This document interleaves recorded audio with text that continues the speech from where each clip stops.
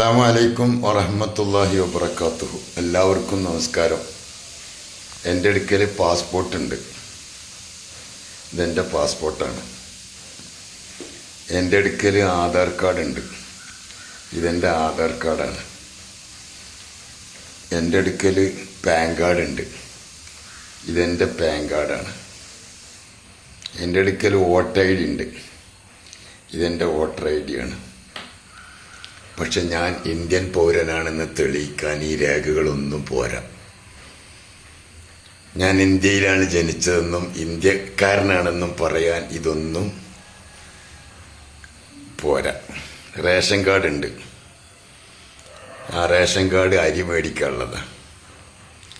Voter I D നമുക്ക് vote ചെയ്യാനുള്ളതാണ്. PAN card income tax നോക്കാനുള്ളതാണ്. ബാങ്കുമായി ഇടപെടാനുള്ളത്. ആധാർ കാർഡ് അതെന്തിനാണ്? ആധാർ കാർഡൊക്കെ കിട്ടണമെങ്കിൽ എന്തെല്ലാം ഡോക്യുമെൻറ്റ്സ് കൊടുക്കണം, അതും പോരാ. യാത്ര ചെയ്യുന്നത് ഇന്ത്യക്കാരൻ. ഞാൻ പുറത്തെവിടെയെങ്കിലും പോയാൽ Malaysia, Singapore, Brunei, Indonesia, China, GCC എല്ലായിടത്തും പോയത് ഈ പാസ്പോർട്ടും ഉണ്ട്. ഞാൻ എൻ്റെ കൺട്രി ഏതാന്ന് വെച്ചാൽ ഇന്ത്യൻ എന്ന് എഴുതി കൊടുക്കണം. UAE നിൽക്കുമ്പോൾ എൽ ഹിന്ദ്, ജിൻസിയ ഹിന്ദ് എന്ന് എഴുതും. പക്ഷെ ഇതൊന്നും പോരാ ഇന്ത്യക്കാരനാണ് തെളിയിക്കാൻ. നിസ്സാര കാര്യമല്ല, ഇത് വളരെ ഗൗരവമുള്ള വിഷയമാണ്. നമ്മുടെ നാട്ടിൽ അവസ്ഥകൾ എന്തൊക്കെയാണെന്ന് ആലോചിക്കണം. വളരെ ഗൗരവത്തോടെ ചിന്തിക്കേണ്ട വിഷയമാണിത്. സമാധാനത്തിൻ്റെ അന്തരീക്ഷം നഷ്ടപ്പെടാൻ പോകുന്നു. BJPക്കാരനോ RSSകാരനോ ആണെങ്കിൽ അവനക്ക് ഒരു ഐഡിയും വേണ്ട. ഇത് ശരിക്ക് മുസ്ലിങ്ങളെ ടാർഗറ്റ് ചെയ്തിട്ടുള്ള ഒരു പുതിയ പരിപാടിയാണ്. അതിന് ഒരൊറ്റ പരിഹാരമേ ഉള്ളൂ. EVM മെഷീൻ മാറ്റിയിട്ട് വോട്ട് ചെയ്യാൻ ഇപ്പോൾ സാധാരണ പഴയതുപോലെ ബാലറ്റ് പേപ്പർ ഉപയോഗിച്ച് വോട്ട് ചെയ്യാത്ത കാലത്തോളം ഈ ഭരണം തുടർന്നു പോകും. നമ്മൾ ആകെ അസ്വസ്ഥപ്പെടുത്തിക്കൊണ്ട് മുന്നോട്ട് പോകും. ഇനി എന്ത് രേഖയാണ് കൊടുക്കേണ്ടതെന്ന് ഒരു പിടുത്തവുമില്ല. എന്തിനാണ് ഇങ്ങനെ മനുഷ്യനെ ഇടങ്ങറാക്കാൻ വേണ്ടി സമാധാനത്തോടെ അന്തരീക്ഷത്തിൽ ജീവിച്ചുകൊണ്ടിരിക്കുന്ന ഇന്ത്യ മരിക്കരുത്, നമുക്ക് ജീവിക്കണം.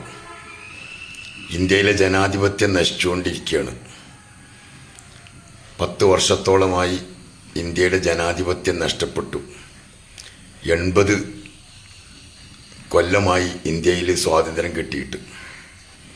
ഈ സ്വാതന്ത്ര്യം കിട്ടിയതൊക്കെ നഷ്ടപ്പെടുന്നൊരവസ്ഥയിലേക്ക്, നമ്മുടെ സ്വാതന്ത്ര്യത്തെ വരെ ചോദ്യം ചെയ്യപ്പെടുന്ന ഒരവസ്ഥയിലേക്ക് കാര്യങ്ങൾ പോയിക്കൊണ്ടിരിക്കുകയാണ്. ജനാധിപത്യ വിശ്വാസികൾ, ഹിന്ദുവും മുസ്ലിമും ക്രിസ്ത്യാനിയും ഒരുമിക്കണം. രാജഗോപാലിന് പാസ്പോർട്ട് പുതുക്കി കൊടുത്തില്ല. SIRൽ പേരില്ല എന്ന കാരണത്താൽ. കാരണം രാജഗോപാൽ BJP അല്ല എന്നതാണ് കാരണം, യഥാർത്ഥ കാരണം. അതുകൊണ്ട് ജനാധിപത്യ വിശ്വാസികളെ, സെക്യുലർ ഭാരതത്തിൽ ജീവിക്കുന്ന ലോകത്തെ ഏറ്റവും വലിയ ജനാധിപത്യ രാഷ്ട്രമാകുന്ന നമ്മുടെ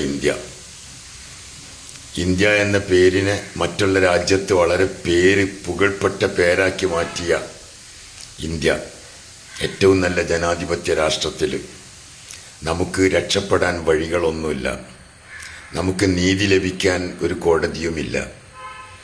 എല്ലാ രംഗത്തും നമുക്ക് തകർച്ചയാണ് വന്നുകൊണ്ടിരിക്കുന്നത്.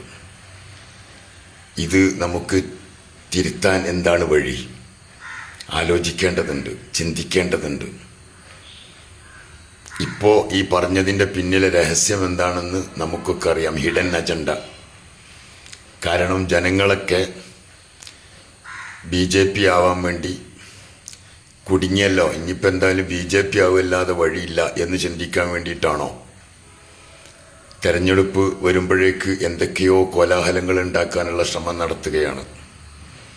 ഒരു കാര്യം ഉറപ്പാണ്, EVM മെഷീൻ മാറ്റിയിട്ട് ബാലറ്റ് പേപ്പർ വരാനുള്ള വഴികൾ വല്ലതുണ്ടോ?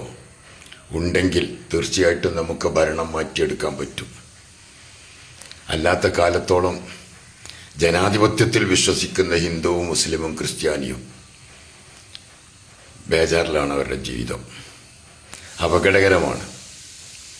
എല്ലാവരും ഈ വിഷയത്തിൽ ഗൗരവത്തോടു കൂടെ ചർച്ച ചെയ്യപ്പെടുകയും എന്താണ് നമ്മൾ ചെയ്യേണ്ടത് എന്നതിനെക്കുറിച്ചും ആലോചിക്കേണ്ടതുണ്ടെന്ന് പ്രത്യേകമായി ഓർമ്മപ്പെടുത്തുകയാണ്. കേന്ദ്ര ഗവൺമെൻറ്റിൻ്റെ അറിയിപ്പാണ്. പാസ്പോർട്ട് യാത്ര ചെയ്യാൻ വേണ്ടി മാത്രമാണ്. ഇന്ത്യക്കാരനാണെന്ന് തെളിവല്ല. പൗരത്വം തെളിയിക്കാൻ പറ്റില്ല. ആധാർ കാർഡും പറ്റില്ല. റേഷൻ കാർഡും പറ്റില്ല. വോട്ട് ലിസ്റ്റും പറ്റില്ല. വോട്ട് ചെയ്യണമെങ്കിൽ ഇന്ത്യക്കാരനില്ലാത്തവൻ എങ്ങനെ ഇവിടെ വോട്ട് ചെയ്യാൻ പറ്റുക? എന്തൊക്കെയോ, അതായത് ഒരിക്കലും ലോജിക്കല്ലാത്ത വാക്കുകൾ. കാരണം പിന്നിലെ ഗൂഢലക്ഷ്യം, ഹിഡൻ അജണ്ട വേറെയാണ്. ബുദ്ധിയുള്ളവർക്കൊക്കെ തിരിയുമല്ലോ. അതുകൊണ്ട് ഗൗരവത്തോടു കൂടെ ഈ വിഷയം ചർച്ച ചെയ്യപ്പെടുകയും, നമുക്ക് പ്രശ്നമില്ല, പ്രായമുള്ള ആളുകൾക്കൊന്നും പ്രശ്നമില്ല, പക്ഷേ നമ്മുടെ മക്കൾ, പേരമക്കൾ, അവർക്കൊക്കെ എന്താണ് സംഭവിക്കുക എന്ന് പറയാൻ പറ്റില്ല. അങ്ങനത്തെ ഒരു അവസ്ഥയിലാണ്. ഇത് പാടെ നിഷ്കാസനം ചെയ്ത് തുടച്ചു നീക്കി ഇന്ത്യ രാജ്യത്തെ രക്ഷിക്കണം. ഒന്നുകൂടി പറയുന്നു, ഇന്ത്യ മരിക്കരുത്, നമുക്ക് ജീവിക്കണം.